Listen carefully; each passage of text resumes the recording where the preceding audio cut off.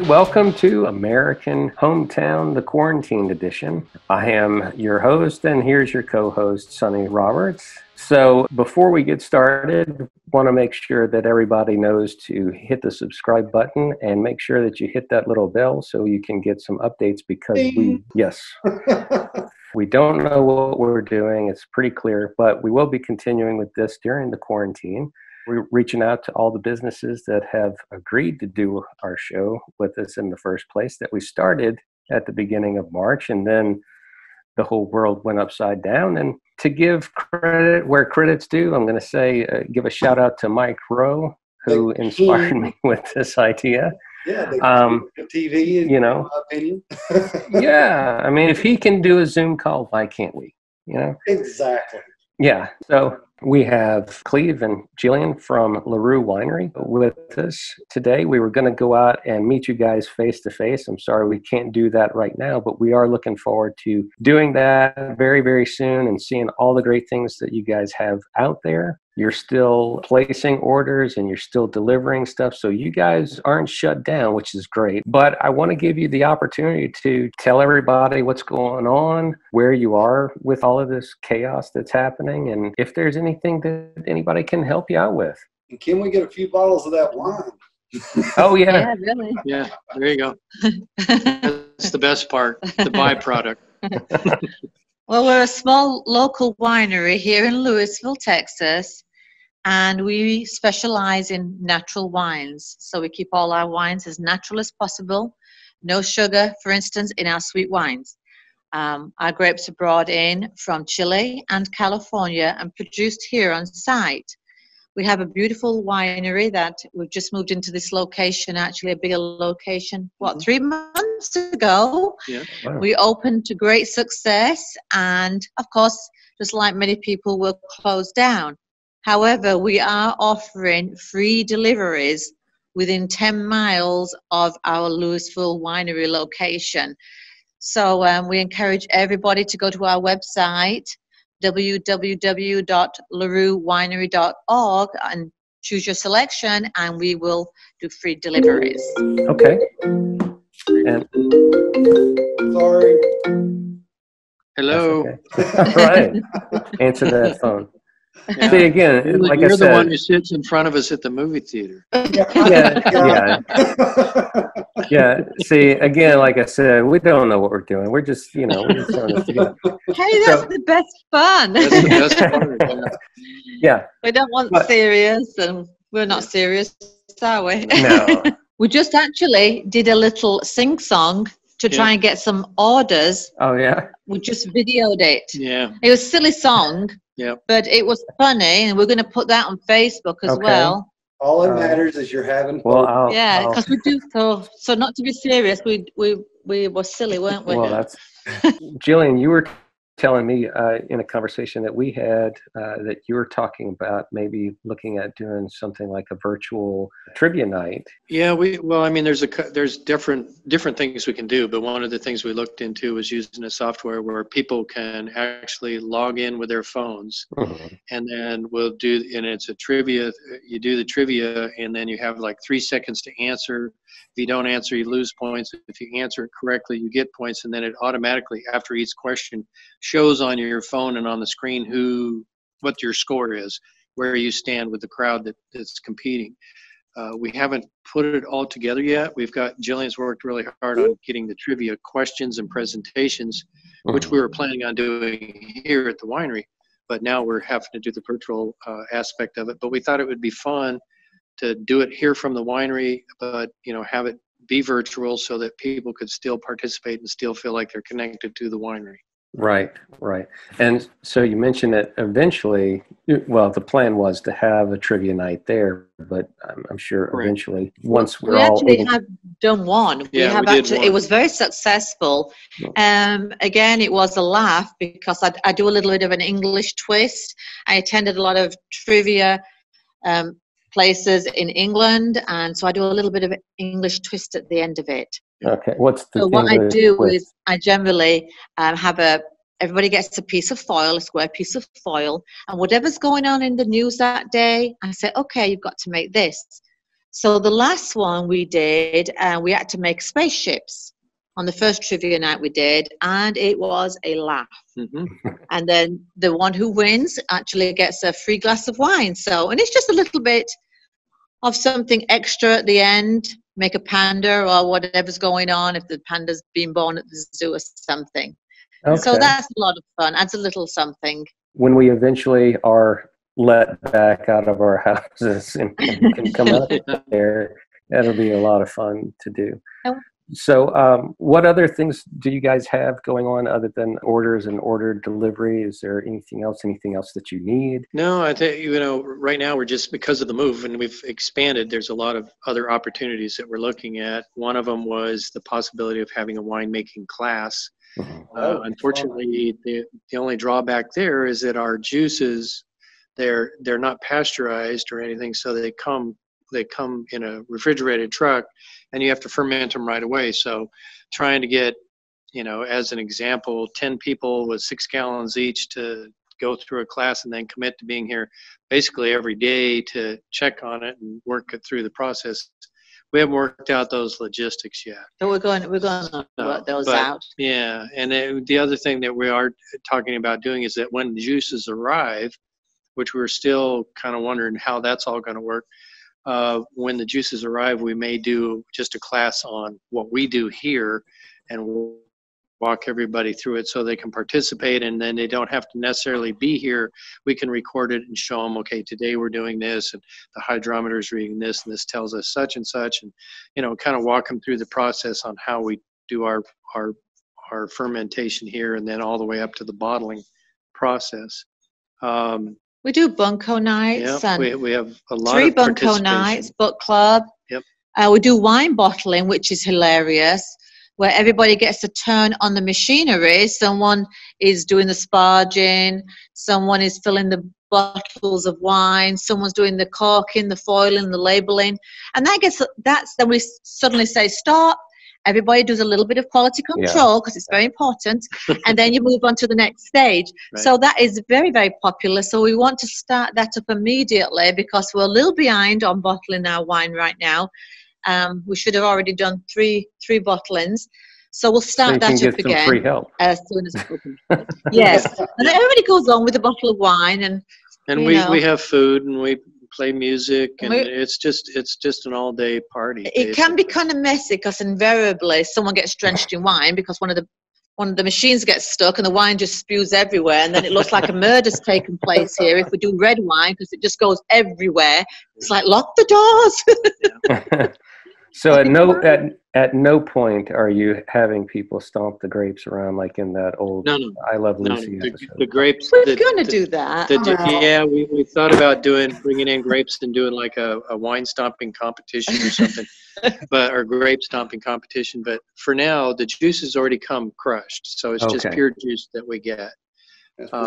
We get the juice from the Apple Valley in Chile and from Lodi, California. Those are our 2 locations. Hey, what if you come buy some of the juices and do a live interaction and make it at home? Could y'all do that? Teach us how to make it at home? Yeah, we could. We could. I mean, I know a guy that can make it in a bathtub in Oklahoma. No. Yeah. Okay, well, that's enough information. But no, yeah, I mean that's actually a brilliant thought. Is that we could order the juices, have them come here, give them what they need to do it, and then they take it home and do it from here, and then just do it from here. Yeah, that's a brilliant idea. That's actually something that I do. It's an amazing winery. It shows all the tanks, all the massive tanks that people can. You got it on camera, right? So yeah, we can see. I'm going to pan around. Okay. So you see the glass windows. Mm-hmm. And behind that's the tanks. So the point of the glass windows is the federal government wants us to separate our operation from the rest of the winery. So, and their most important thing that they were after was this little padlock here to show that we can lock out the public. Yeah, that's the government for you. And then these doors, and of course, well, that's just a personal opinion, doesn't reflect on you guys. But so then these doors, this was all Gillian's idea to build the separation, and the feds bought off on it, and they liked it. And then you come in here, this is the winery. These are our tanks. This is our secondary tank, which is the closest. The one in the far background is our primary tank, which is where we have to chill it. We have to chill the wine at 55 degrees for white and 65 degrees for red wine, otherwise it'll burn up. Then there's a chiller, which you can see here looks like a big air conditioning unit, and we're kind of putting things together because we just moved in.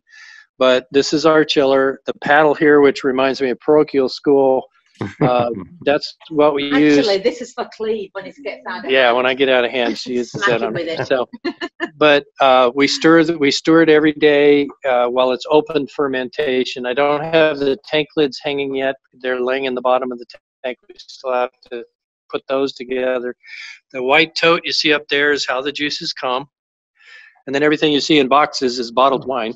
And by the way, oh yeah, my husband makes me grind in these tanks here and clean them.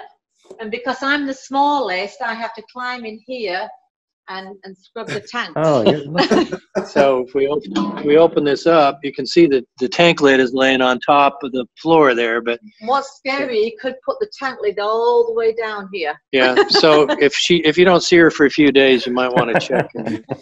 So this is our filter machine. This is a filter press. We put the filters in between each one of these sleeves and filter. It's still not all set up. These are all the products we use.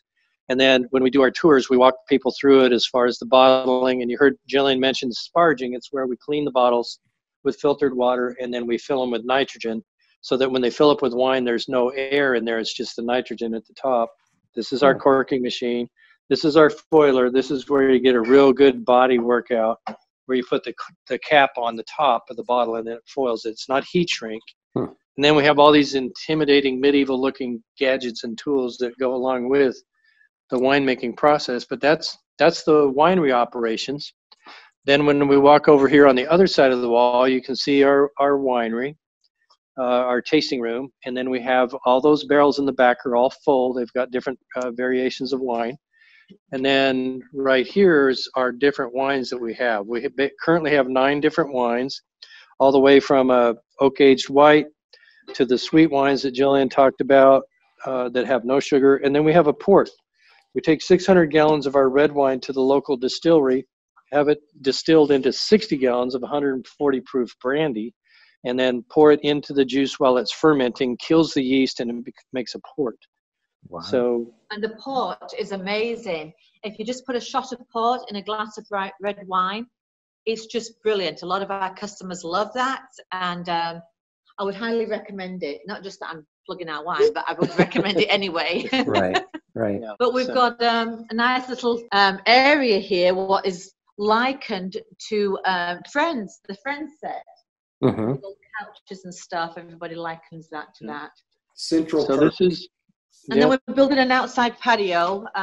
Yeah, we see where the garage door is in the back there. That actually rolls up, and there's an exit light and a door that goes outside the back there that we open up when we're open. And then we're going to have an outdoor patio there with this kind of similar lighting that we have in here. Everybody says it's a cheers bar because what we do when someone comes in, and we have a lot of locals now who didn't know each other at first, but now they do. So we're likened to cheers. They all scream the name. Everybody gets to know your name. Yeah. Don't let anybody sit there and just ignore you.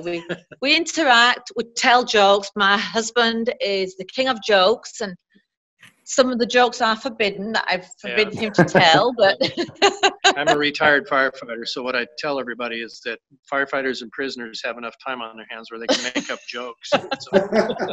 Oh God. and most of them aren't for the kids. No, most of them are either not for the kids or they're gallows humor driven. So you gotta be careful who you're talking to, I guess. Yeah. That looks like a beautiful place, and I can't wait to get out there. It looks like you guys are still getting shipments in. Well, we haven't. We're supposed to get a juice shipment this month, but we're not sure. I think the commerce is still open. It's kind of weird how it happens. The grapes go from California and from Chile to Canada, and then they process and crush them there in Canada and ship them. Now, what I've been told is the commerce is still open on the border, But I haven't heard from our vendor. He said mid-April. He's usually pretty good about letting us know. So I'm going to email him this week and say, hey, let us know, because we have to prepare for the juice to arrive. But we're hoping that we get them in mid-April. This particular order is red juice. It's Merlot that we make in an oak age. We make our sweet from it. We make our port from it. There's just different things we do with this blend.